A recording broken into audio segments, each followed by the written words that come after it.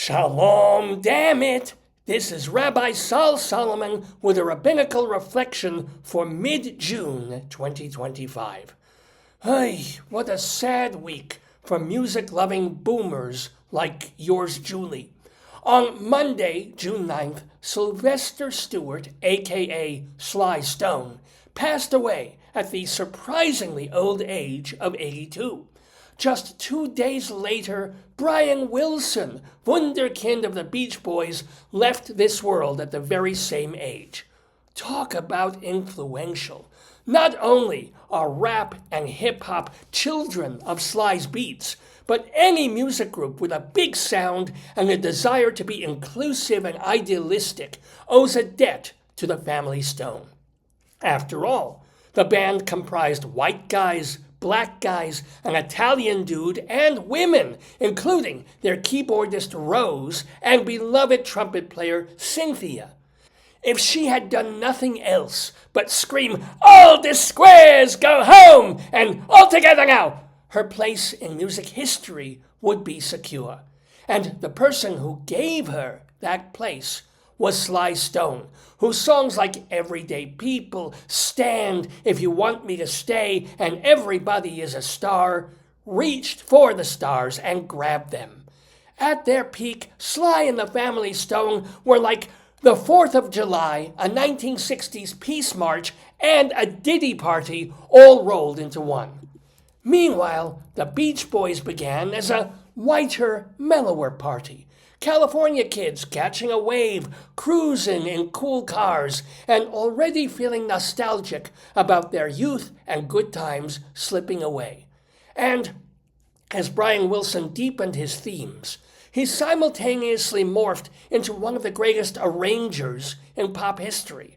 If Phil Spector built a wall of sound, Wilson constructed a Lego sphere of harmony, eccentricity, and fun.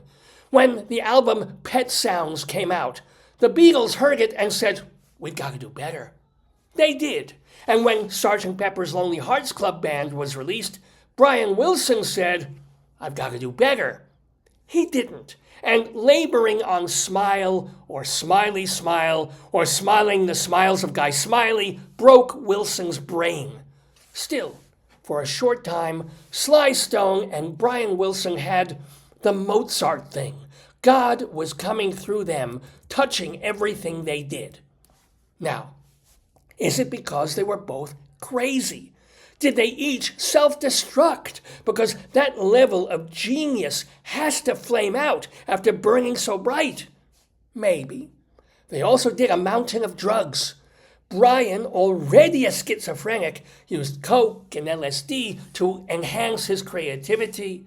Sly, wanting to take himself higher, used PCP and crack, because back then, that was a rock star. Both of these idiots mashed their cerebrums into oatmeal. Sly turned paranoid, canceled gigs, ran through his fortune, and squandered every opportunity for a comeback owing to his aberrant behavior. Brian was a little luckier. He found a therapist who was both a shyster and a miracle worker.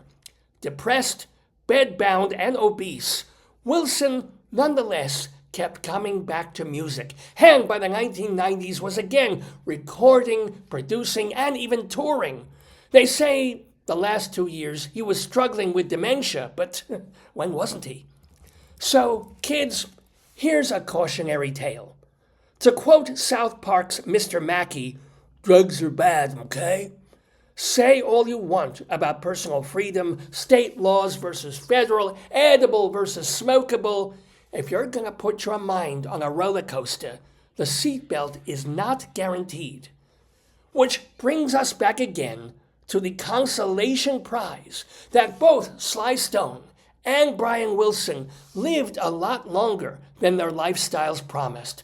Both men saw themselves appreciated and sampled by new generations and revered for their contributions to culture. Sly taught us to accept that different folks have different strokes. Brian looked at our burdensome world and, rather than complain, sought the silver lining, saying, Wouldn't it be nice? God only knows what music would have been without the two of them.